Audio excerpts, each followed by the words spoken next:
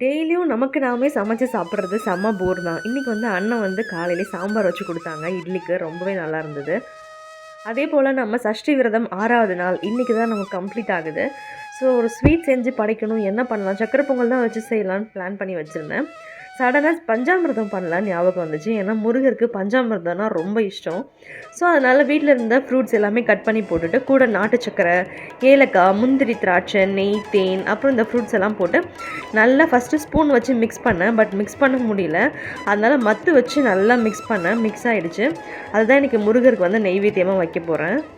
எப்போவுமே இந்த கந்தசஷ்டி விரதம் 6 நாள் இருக்கும்போது ஸ்டார்டிங்லேயே நான் வந்து நல்லா ப்ரே பண்ணிக்குவேன்.